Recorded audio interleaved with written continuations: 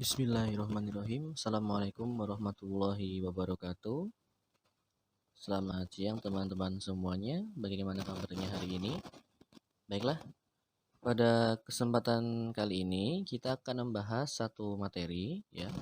Jika kemarin kita sudah membahas tentang pajak penghasilan pada perbankan syariah ya, disertai dengan tarif-tarifnya, maka untuk saat ini kita akan mempelajari satu materi ya, yakni tentang pajak pertambahan nilai atau PPN pada perbankan syariah. Ya, adapun tujuan dari pembelajaran ini adalah yang kami harapkan supaya nanti teman-teman mampu untuk memahami dan menjelaskan tentang perlakuan PPN pada perbankan syariah, ya. Juga mampu dan memahami tentang masalah pengenaan PPN terhadap produk-produk bank syariah, ya, terutama pada produk murabahah, ya. Baiklah, langsung saja kita akan mulai pada materi kita kali ini ya, dengan sama-sama baca lafaz basmalah. Bismillahirrahmanirrahim. Sebelum kita masuk ke dalam materi terkait dengan perpajakan pada bank syariah ya untuk PPN-nya, kita akan terlebih dahulu flashback ya, atau mengingat kembali pengertian dari PPN itu apa sih? Jadi pajak pertambahan nilai itu apa sih? Ya. Jadi pajak pertambahan nilai itu adalah pungutan yang dibebankan atas transaksi jual beli barang dan jasa yang dilakukan oleh wajib pajak pribadi atau wajib pajak badan yang telah menjadi pengusaha kena pajak ya. Jadi PPN itu adalah pajak yang muncul akibat dari adanya pertambahan nilai satu barang ya atau jasa akibat adanya proses transaksi jual beli ataupun proses produksi. Maka suatu barang ya ketika dia melewati suatu proses transaksi jual beli, ketika melewati suatu proses produksi, maka nilainya itu akan bertambah. Nah, itulah maksud dari yang namanya pajak pertambahan nilai atau PPN dengan menerapkan tarif 10%. Nah, kemudian yang menjadi pertanyaan adalah sebagai sebuah lembaga keuangan perbankan, apakah di perbankan syariah itu terdapat transaksi jual beli ataukah terdapat transaksi produksi yang nantinya mengakibatkan munculnya PPN. Nah, itu menjadi pertanyaan terlebih dahulu untuk kita. Apakah di perbankan itu, terutama perbankan syariah, apakah di situ terdapat transaksi jual beli, ya, ataukah terdapat juga proses produksi yang menyebabkan bertambahnya suatu nilai yang nantinya akan menjadi objek dari pajak pertambahan nilai atau pajak PPN. Nah, kita akan lihat terkait dengan apakah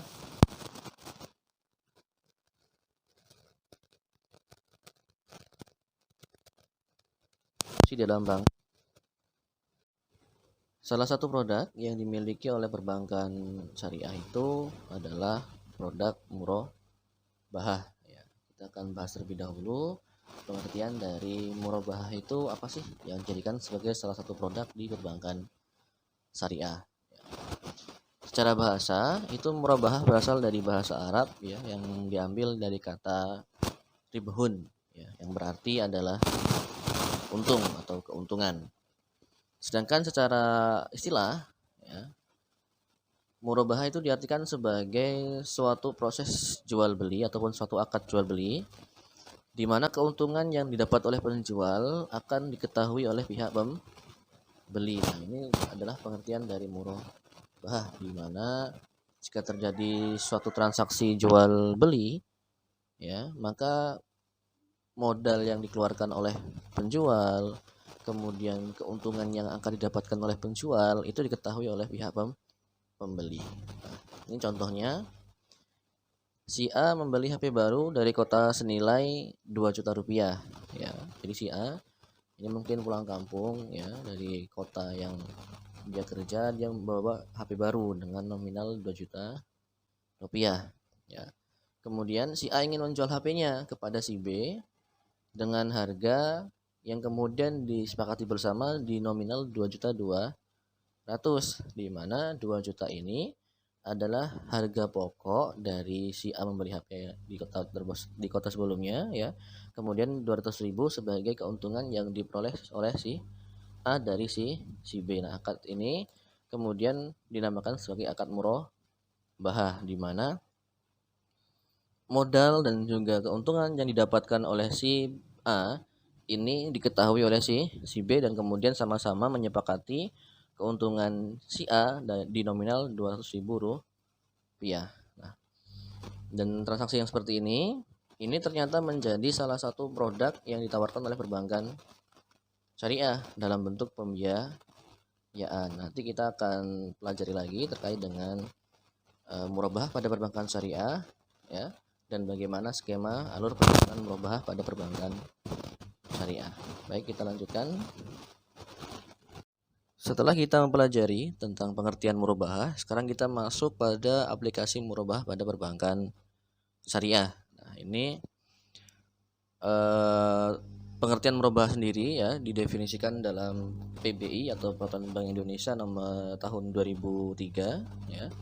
Itu diartikan sebagai jual beli barang sebesar harga pokok barang ditambah dengan margin keuntungan yang disepakati. Jadi definisinya sebenarnya hampir sama dengan definisi murabahah secara umum ya. Maka dalam hal ini atau dalam hal murabahah pada bank syariah, yaitu pihak bank itu sebagai pihak penjual, sedangkan nasabah itu sebagai pihak pembeli. Jadi yang menjual barang itu adalah pihak bank ya, sedangkan yang membeli itu adalah pihak nasabah ya. Akan tetapi karena perbankan itu kan lembaga keuangan, jadi kalau semisal si A butuh mobil kemudian kok beli mobilnya di bank, itu kan tentu mobilnya kan tidak ada ya. Akibatnya apa? Akibat dari tidak adanya barang yang dibutuhkan nasabah ya di bank tersebut, maka bank akan membeli barang terlebih dahulu dari penjual ya, baik itu dari toko, apakah itu dari dealer dan lain sebagainya ya. Jadi dalam hal ini terdapat tiga pihak ya, pihak nasabah, pihak bank ya, dan juga pihak toko atau pihak dari orang yang memiliki barang yang dibutuhkan oleh nasabah. Nah, contoh dari murabahah pada perbankan syariah ini adalah seperti ini ya. Sama-sama pelajari. Si A ingin membeli sebuah motor merek HJB ya. Jadi si A itu pengen motor ya, mereknya HJB. Harganya berapa? Harganya adalah 22 juta rupiah. Jadi sebelumnya si A ini sudah pernah melakukan survei terlebih dahulu di dealer ya, mungkin kemudian mendapatkan bahwa merek HJB ini harganya 22 juta rupiah. Nah, tapi karena A belum memiliki uang dengan nominal tersebut ya, maka A mengajukan akad murabahah pada perbankan syariah. Nah, karena A ini nggak punya duit atau duitnya mungkin nggak cukup, maka dia berangkat ke bank syariah ya, mengajukan akad murabahah ya. Kemudian apa? Setelah dilakukan survei ya, kemudian pihak bank menyetujui dan membelikan A motor merek HJB dari toko Yuyun ya, dengan harga yang sesuai dengan survei dari Mas A ya, itu di nominal 22 juta rupiah ya. Nah, kemudian ya setelah bank itu membeli motor HJB dari toko Yuyun ya, maka otomatis sekarang motor merek HJB itu sudah menjadi milik pihak bank ya. Jadi bank sudah membeli motor HJB dari toko Yuyun ya, maka sekarang motor itu sudah menjadi milik bank ya, yang kemudian oleh pihak bank apa?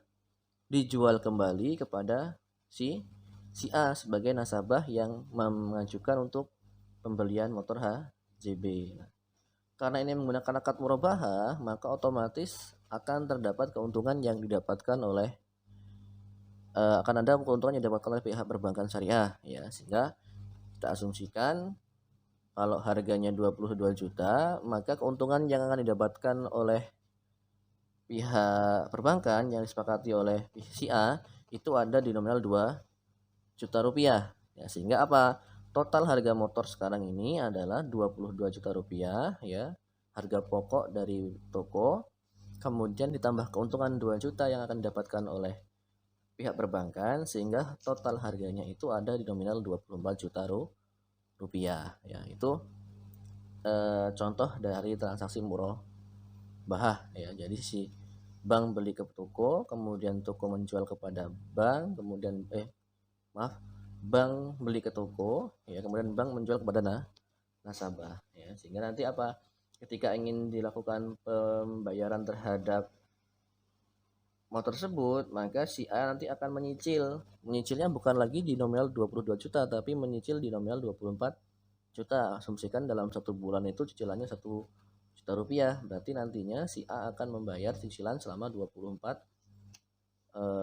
bulan seperti itu. Sehingga ketemulah nominal 24 juta. Ini adalah contoh skema murabahah pada bank syariah, tapi jika teman-teman perhatikan di sini ada kata-kata definisi lama, karena dengan menggunakan skema murabahah yang seperti ini nantinya akan terjadi beberapa masalah ya, yang justru bisa memberatkan nasabah dan juga justru bisa memberatkan perbankan syariah. Nah, kita akan pelajari di materi selanjutnya.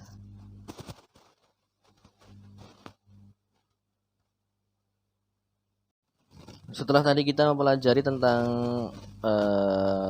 murabahah pada bank syariah beserta dengan contohnya, di sini sudah saya gambarkan terkait dengan alur murabahah versi lama pada perbankan syariah ya. Jadi di sini ada 3 komponen. Yang pertama adalah penyedia barang, kemudian bank syariah, dan juga terdapat nasabah. Alur yang pertama ya, nomor 1 ya, keterangannya adalah nasabah mengajukan akad murabahah untuk pembelian barang kepada bank. Jadi nasabah ini datang ke bank ya dengan tujuan apa? Mengajukan akad murabahah untuk pembelian suatu barang ya. Kita asumsikan ini semuanya lancar ya. Artinya survei yang dilakukan oleh pihak bank itu bagus ya, nasabah juga bagus, jadi tidak ada kendala. Ya, ketika sudah dilakukan survei dan sebagainya, maka apa? Pihak bank menyetujui ya untuk memberikan nasabah itu suatu barang, karena di bank syariah nggak ada barangnya ya. Maka apa? Bank memberikan barang yang dibutuhkan nasabah di tempat penyedia barang atau toko. Jadi bank ini kemudian datang ke sebuah toko ya, atau dealer atau perusahaan dan sebagainya sebagai penyedia barang ya, untuk membeli barang yang diinginkan oleh pihak nasabah ya. Setelah dilakukan pembelian barang ya ke pihak toko, maka otomatis ya barang yang semula merupakan milik toko ya, karena sudah dibeli maka akan menjadi milik bank. Jadi sekarang barang itu sudah merupakan barang milik bank ya. Kemudian apa? Yang nomor 4, bank menjual barang yang dibutuhkan kepada nasabah ya dengan harga dan keuntungan yang disepakati. Nah, ini adalah skema alur dari murabahah versi lama sesuai dengan contoh yang sudah saya berikan sebelumnya.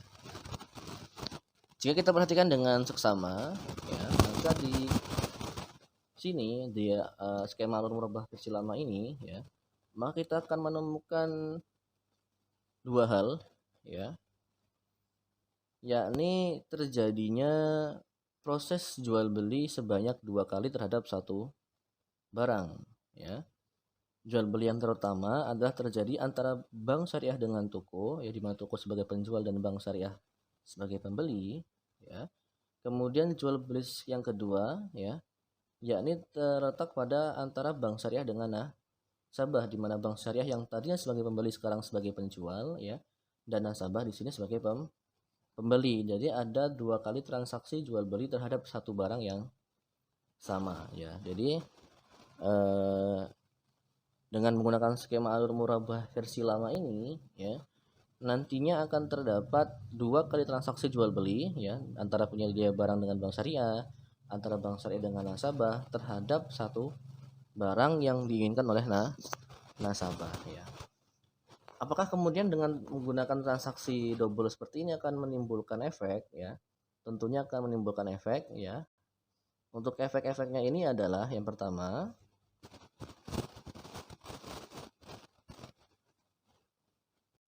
Akibat dari adanya dua kali transaksi terhadap satu barang ya yang terjadi pada skema murabahah versi lama, maka nantinya akan didapatkan efek yang paling utama adalah munculnya pajak ganda atau yang sering juga disebut dengan double tax ya.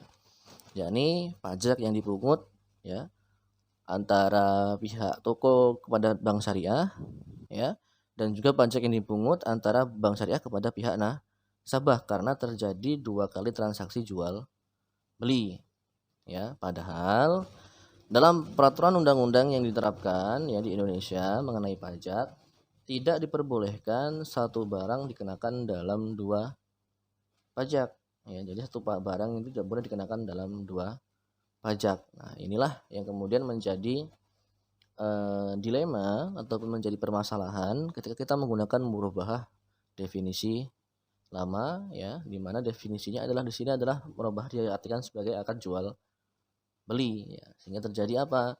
Sehingga terjadi adanya double tax atau pajak ganda. Nah, dengan adanya pajak ganda ini tentu ya, ini akan cenderung mengakibatkan yang pertama, jual beli dalam transaksi murabahah di perbankan syariah itu akan jauh lebih mahal nilainya dibandingkan dengan jual beli dalam transaksi di bank konvensional ya. Kalau di bank konvensional mungkin hanya dikenakan satu pajak saja, PPN biasa ya.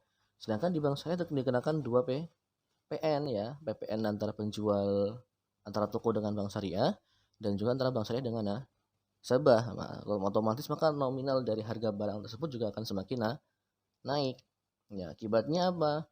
Ya, akibatnya mungkin banyak sekali nasabah-nasabah ataupun masyarakat ya yang kemudian tidak tertarik dengan menggunakan skema murabahah pada perbankan syariah dan justru tertarik dengan menggunakan skema jual beli biasa yang terjadi pada bank konvensional. Nah, itu adalah permasalahan-permasalahan ya yang ada pada transaksi murabahah pada bank syariah ya.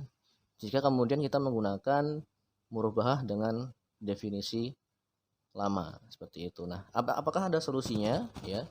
Ternyata dalam hal ini ya, sudah dipikirkan oleh pemerintah ya terkait dengan mengeluarkan solusi supaya terkait dengan dilema pajak pertambahan nilai di perbankan syariah ini bisa diatasi. Salah satu solusi ya yang dikeluarkan untuk menanggulangi masalah pajak pertambahan nilai pada perbankan syariah ya, ini adalah dengan dimunculkannya Undang-Undang Nomor 21 Tahun 2008 ya tentang pergantian definisi murabahah. Nah, menurut Undang-Undang Nomor 21 Tahun 2008 dijelaskan, murabahah adalah akad pembiayaan suatu barang dengan menegaskan harga belinya kepada pembeli dan pembeli membayarnya dengan harga yang lebih sebagai keuntungan yang disepakati ya. Secara umum mungkin definisi ini tidak jauh berbeda ya. Ada kaitannya dengan transaksi jual beli ya. Kemudian juga ada kaitannya dengan keuntungan yang disepakati atau yang diketahui. Nah, hanya saja jika kita perhatikan antara perbedaan definisi baru dengan definisi lama, ini terletak pada kata-kata akad pembiayaan dan juga akad jual beli ya. Jika di definisi lama kita akan mengetahui bahwa murabahah itu adalah akad jual beli, sedangkan di definisi baru sesuai dengan Undang-Undang Nomor 21 Tahun 2008 dikatakan bahwa murabahah itu adalah akad pembiayaan. Nah, jadi letak definisi tersebut ya perbedaannya adalah pada kata jual beli dan kata pembiayaan. Apa sebenarnya yang kemudian menjadi pembeda antara jual beli dan pembiayaan? Ya. Dengan adanya perubahan kata pembiayaan ya yang mengganti kata jual beli, itu maka secara otomatis ya bahwa pihak perbankan syariah sudah tidak lagi melakukan transaksi jual beli dengan nasabah, akan tapi melakukan transaksi pembiayaan ya. Ketika tidak terjadi lagi jual beli antara nasabah dengan perbankan syariah, maka secara otomatis tidak ada terjadi PPN atau pajak pertambahan nilai pada perbankan syariah. Nah, kemudian PPN-nya terjadi di mana? PPN itu nanti terjadi pada antara nasabah dengan pihak toko penjual barang ya sebagai pengusaha kena pajak. Jadi PPN di sini hanya dikenakan ya bagi pengusaha kena pajak ataupun toko ya langsung kepada pihak nasabah tanpa melalui perantara perbankan syariah ya. Nanti perbankan syariah di situ sifatnya adalah pembiayaan, bukan untuk menjual belikan barang ya. Nantinya pihak perbankan syariah jika sudah menggunakan akad pembiayaan tentunya kan akan mendapatkan margin ataupun keuntungan, maka urusannya bukan lagi dengan terhadap PPN tapi terhadap pajak penghasilan seperti itu. Untuk lebih jelasnya lagi di sini akan saya bantu untuk maknai tentang murabahah definisi baru dengan skema murabahah seperti ini. Inilah skema alur murabahah definisi baru ya. Jika kita banding dengan skema pada murabahah definisi lama, maka kita akan menemukan perbedaan ya dalam skema ini ya. Mungkin yang masih sama adalah skema antara nasabah dengan bank syariah dalam hal melakukan pengajuan untuk pembelian suatu barang ya. Skema yang pertama ya, nasabah mendatangi bank ya, mengajukan akad pembiayaan murabahah ya untuk melakukan pembelian barang ya. Kemudian ya, yang kedua, bank menerima pengajuan dan memberikan dana kepada nasabah dalam bentuk pembiayaan ya. Kalau definisi lama itu kan nanti bank yang membeli barang ya. Kalau dalam hal ini definisi baru ya, uangnya dari bank syariah ini akan diberikan kepada pihak nasabah. Jadi bukan lagi bank yang membeli barang, tapi nantinya yang akan membeli barang itu adalah nasabah. Nah, dalam hal ini ya, bank syariah menggunakan akad wakalah ya atau perwakilan. Jadi seolah-olah yang membeli tetap bank tapi diwakilkan oleh nasabah. Ya, jadi nasabah yang kemudian membawa uang dan membeli barang. Baru kemudian apa? Yang ketiga ya, nasabah membeli barang di toko ya ataupun kepada penyedia barang sebagai pengusaha kena pajak ya. Barulah kemudian barang tersebut ya sudah sesuai dengan harga pokok dan juga pajak PPN-nya ya. Barulah kemudian barang tersebut diberikan kepada nasabah. Nah, jadi alurnya sudah bukan lagi perbankan syariah di sini yang kemudian bertransaksi dengan penyedia barang, tapi yang bertransaksi dengan penyedia barang itu adalah nasabah itu sendiri. Maka dengan menggunakan skema ini ya sudah tidak lagi terjadi dua transaksi jual beli ya, hanya terjadi satu kali transaksi jual beli ya. Kemudian selanjutnya ya, pajak PPN itu hanya berlaku untuk PKP atau pengusaha kena pajak penyedia barang ya yang dibebankan kepada nasabah. Jadi sudah tidak lagi bersangkut pautan dengan bank syariah ya.